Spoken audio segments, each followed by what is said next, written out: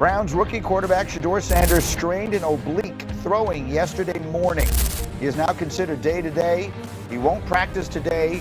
He is unlikely to play in Saturday's game. And so I think the most interesting thing that we had going on in this NFL preseason will not be going on into this weekend. Graziano, what more can you tell us? Yeah, I mean, that's what we've heard is day-to-day, won't practice today, not likely to play this weekend. But obviously, for a guy that spent the entire offseason number 4 on the quarterback depth chart there, this pushes back his opportunity to keep moving up. They saw some positive signs, obviously, in the game that he started by default because, Dylan Gabriel and Kenny Pickett are hurt.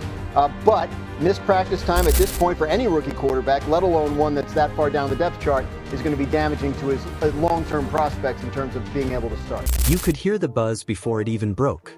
Cleveland's most electric preseason storyline, a 5th-round rookie, son of Deion Sanders, clawing his way from 4th string towards something bigger, suddenly brought to a screeching halt. One awkward throw in the morning session, and boom, a strained oblique. Just like that, Shedeur Sanders is day-to-day, ruled out of practice, unlikely to suit up for Saturday's game. And for anyone who's been watching this battle closely, this isn't just about missing a couple of snaps.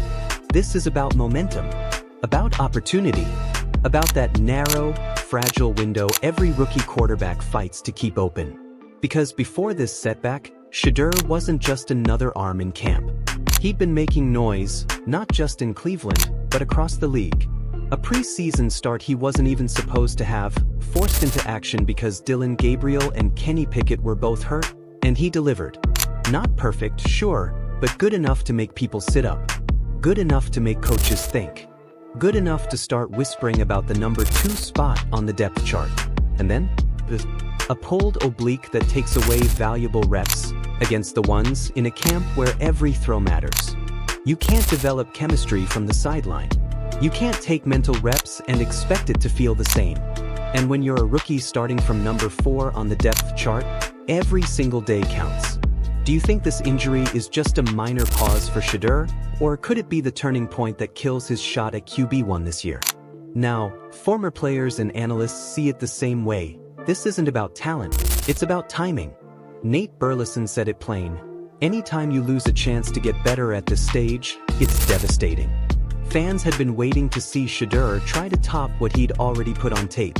Just like Jackson Dart had people buzzing, just like Travis Hunter playing both sides of the ball, Shedeur was must-watch preseason football. And now, that momentum is gone, at least for a week. Marcus Spears, never one to sugarcoat, made it clear Shedeur had earned more practice reps. He'd earned a shot to face Cleveland starters in real situations. And Spears believes it had become a 3-man race, Sanders, Gabriel, and Pickett, for the backup role behind Joe Flacco. Another good performance, and the Browns staff would have been forced to at least think about moving him up the chart. But now, those plans are on hold. Let's zoom in on that number 2 job, because it's not just any backup role. Joe Flacco's 40. He's not Cleveland's long-term future. Whoever wins that QB2 job is almost guaranteed a shot at meaningful starts this season, and possibly the chance to stake their claim as the quarterback of the future. So here's the real question. With Shedeur sidelined, does the door swing open for Dylan Gabriel or Kenny Pickett to take control? Or do the Browns still see this as a longer play, where Sanders gets back in the mix and fights his way back up? Inside the building, they're treating him like what he is, a 5th-round developmental quarterback. They like him, they see the arm talent, they know there are things to clean up, handling the rush, timing, decision-making. And no, the coaches aren't getting caught up in the outside noise. But that noise? It's relentless. The moment Shedeur walked in, the attention followed, because his last name is Sanders. Because Deion is his father. Because the media knows this story sells. And here's something you probably didn't hear in the headlines. Shedeur himself told his dad, "Don't come." Prime wanted to be there, of course, but Shedeur knew the circus it would create. He wanted the focus on football, on his work, not on Deion's presence. That's a level of self-awareness you don't see in a lot of rookies. He's been under that microscope his whole life, and now he's carving his own lane in the NFL. The kid's been built in the spotlight, but now he's trying to win in the shadows. Inside the Browns building, they're keeping the perspective tight. They're treating him the same way they would any other rookie fighting for a roster spot. But outside, the pressure is hotter, the conversation louder, because of Cleveland's history. This is a franchise that hasn't had a true franchise QB in decades. Add in the stain of the Deshaun Watson saga, the reality of a 40-year-old starter, and 2 first-round picks looming next year. And yeah, every snap for the guys behind Flacco feels like it could change the team's future. Marcus Spears made a blunt point after that preseason game. Thinking of Shedeur as still the 4th-string QB is ridiculous. His performance pulled him even with Gabriel and Pickett. And here's the thing, nobody's seen Dylan Gabriel take an NFL snap. Kenny Pickett? We know what we've got there, and it hasn't exactly set the league on fire. So if Shedeur's already made it a fair fight, what happens when injury takes him out of the arena? If you were the Browns GM, would you keep Shedeur locked in the QB2 battle when he returns, or make him earn it all over again? The conversation keeps coming back to the noise. And Marcus nailed it. The noise would have been there no matter where Shedeur was drafted. 3rd overall? Undrafted? Doesn't matter. When your dad's prime time, people are going to watch. The difference now is how Shedeur's handling it. By making it about football, by cutting distractions, by showing up and working. Inside the locker room, players eventually decide who the quarterback is. It's about who they trust, who they believe in when the huddle gets loud and the pressure turns real.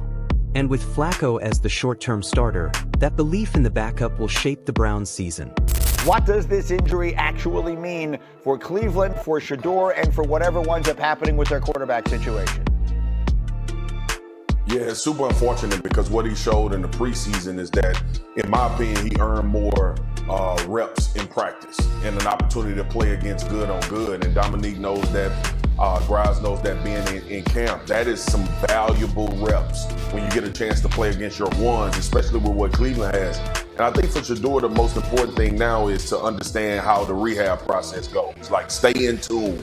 Keep your mind going. Make sure you're there and available to know all of the information that you need to know so you hit the field and you back getting to it. It's just unfortunate because what it was becoming, what he made it, I believe, in this preseason was a competition between him, Dylan Gabriel, and Kenny Pickett for that 2nd spot behind Joe Flacco. And I thought if he came out and had another really good performance, there was no way to deny at least a true thought about movement up the depth chart. Now, here's what we got to see in Cleveland. The injury obviously didn't change the depth chart with Kenny Pickett and Dylan Gabriel. It shouldn't change for Shedeur Sanders when he gets back and he's able to get those reps again and unfortunately get an opportunity in the preseason to play and perform once again in one of those games. In the NFL, the depth chart is written in pencil, but the locker room writes it in ink. So while Cleveland holds its breath on Shedeur's return, the rookie quarterback conversation around the league is reaching a boiling point. Let's start with Caleb Williams in Chicago.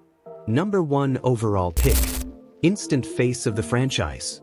And right now, the Bears are throwing him into the fire, running with the first team every day, 0 question marks about his role. His numbers? Decent. His poise? Unshaken. But the difference between Caleb and Shedeur isn't just talent or draft status, it's opportunity. Caleb's been handed the keys to the building. Shedeur? He's still knocking on the door. And then there's J.J. McCarthy in Minnesota. Drafted to be the guy after Kirk Cousins walked. He's splitting reps, but there's no mystery.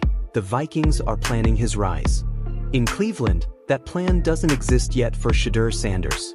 It's not that the Browns don't believe, it's that their depth chart is a puzzle they're still trying to solve. Jaden Daniels in Washington? Already shaping the offense around him. Bo Nix in Denver? Fighting in a wide-open race with Zach Wilson. Even Michael Penix Jr. in Atlanta has a clearly defined role. Backup now, future starter later. For Shedeur, the role is undefined, and that's both the problem and the opportunity. But here's the reality. A QB2 job in Cleveland this season could be the most valuable non-starter role in the NFL. Joe Flacco's been durable in spurts, but he's also 40, and no one's pretending he can grind through 17 games untouched. The backup will play, And when that happens, the city will rally behind whoever takes that first snap. And that's where Marcus Spears' point comes into focus. You can't coach locker room belief. When a team starts to trust you, when players start quietly hoping you get the next drive, the coaches feel it. That's how depth charts change without an announcement. That's how you go from a developmental project to the guy in the huddle on a Sunday in November. Now, let's pull back the lens. Across the league, we've seen how one injury, one moment, can flip the script. Think about Brock Purdy, last pick in the draft, thrust into action, never looked back. Think about Dak Prescott taking over for an injured Tony Romo. Nobody gave them the right opportunity. It came from chaos. And chaos is exactly what Shedeur's injury threatens to take away from him. This is where the mental side comes in. Spears said it, and he's right, you can't simulate the reps you lose. But you can control how you return. If Shedeur comes back sharper, more decisive, more confident in his reads, he'll force himself back into that QB2 fight. The injury may be the pause button, but it's not the stop button. And let's be real, the Browns aren't in a position to ignore talent. Their franchise quarterback situation has been a mess for decades. They've had flashes, Bernie Kosar, Tim Couch for a heartbeat, Baker Mayfield for a minute. But nothing sustained. Nothing that made the city believe long-term. If Shedeur Sanders, of all people, can change that narrative, the noise won't just be loud, it'll be deafening. That's why this next preseason stretch matters. Every snap when he's healthy will be under a microscope. Every mistake will get dissected on talk radio. Every good throw will have fans tweeting, "Start Shedeur now." And it's not just the fans. Deion Sanders himself will keep watching from afar. Prime's made it clear, he's not coming to camp to be a distraction, but you can bet he's getting updates after every rep. Which brings us to something deeper. Shedeur's playing for more than a roster spot. He's playing to prove that his college career, and the hype that came with it, wasn't just about his last name. That he can handle the NFL grind, the physicality, the speed, and the pressure. Because here's the thing, the NFL isn't college. You can't out-talent the league. Everyone is fast. Everyone is strong. Everyone is studying film. What separates the guys who stick from the guys who vanish? Consistency, leadership, the ability to make a play in the fourth quarter when the game's on the line and the pocket's collapsing. And for Shedeur, the injury means the margin for error just got smaller. Now, back to the locker room dynamic, because it matters more than fans think. Players talk. They know who's picking up the offense quickly. They know who's struggling to hit the checkdowns. And when it comes to quarterbacks, trust isn't about the media narrative. It's about what the guys on the field see every day. If Shedeur's already built some of that trust, the injury won't erase it. But if Gabriel or Pickett flashes in his absence, that trust can shift. And here's where the Browns front office gets tricky. With 2 first-round picks next year, the temptation will be to draft another quarterback. That's the business.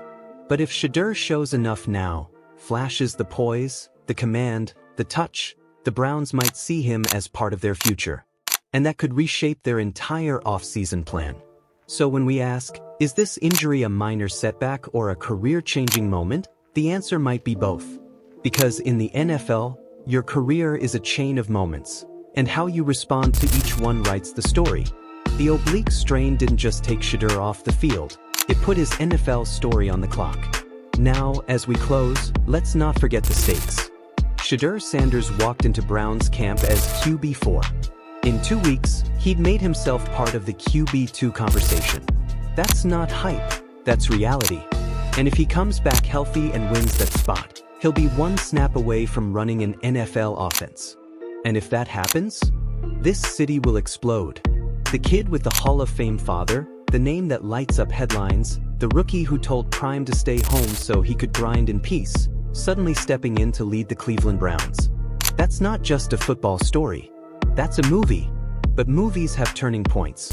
And this injury? This is his. The only question is whether he writes the comeback, or let someone else write the ending. Like and subscribe to Gridiron Insights for more NFL breakdowns, where the game isn't just played on the field, it's played in the stories we tell.